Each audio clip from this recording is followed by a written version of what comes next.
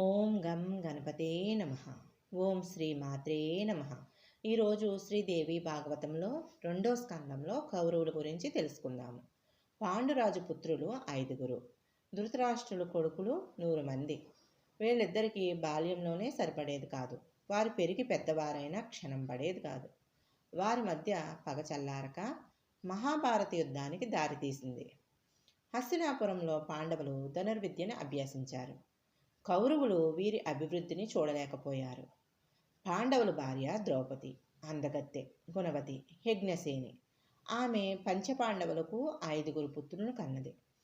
అర్జునుడుకు సుభద్రకు జన్మించిన వాడే అభిమన్యుడు. అభిమన్యుడు రణరంగంలో మరణించిన మహావీరుడు. సుభద్ర శ్రీకృష్ణుని చెల్లెలు. వీరాభిమన్యుని భార్య ఉత్తర వంశ కుర్రాన్ని ప్రసాదించగా వంశరక్షకుడై లోకములో కీర్తి ప్రతిష్టలు సంపాదించాడు. ధర్మరాజు రాజ్యపట్టాభిషిక్తుడయ్యాడు. ధృతరాష్ట్రుడు 100 పుత్రుల్ని కురుక్షేత్ర రణరంగంలో కోల్పోయి పాండవుల ఆశ్రమయందు 18 సంవత్సరాలు గడిపాడు. అనంతరం వనప్రస్థానానికి బయలుదేరాడు. ఆయన వెంట కుంతి, విదురుడు వెళ్ళారు. గంగా తీరం నందున శంతమునుడి ఆశ్రమానికి వెళ్ళి అక్కడే కుటీరాలు నిర్మించుకుని మిగిలిన కాలాన్ని తపస్సులో మునీశ్వరులతో చర్చలతో గడిపాడు.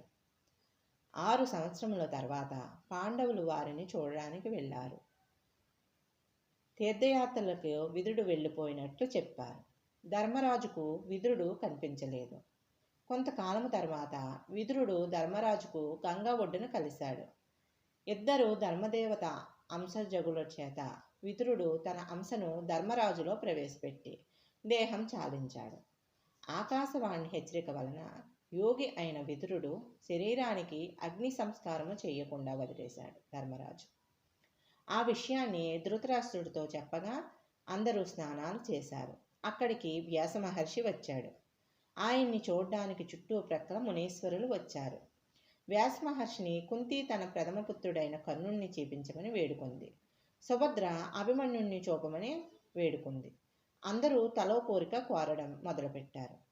వ్యాసమహర్షి సాయం వేళ గంగా తీరానికి అందరినీ తీసుకుని వెళ్ళి మహాశక్తిని, ఆదిశక్తిని అంబను ప్రార్థించగా ఆమె వ్యాసుని యందు ప్రసన్నురాలై వ్యాసుని కోరిక మేరకు స్వర్గంలో ఉన్న మహాభారత వీరులందరినీ చూపించింది.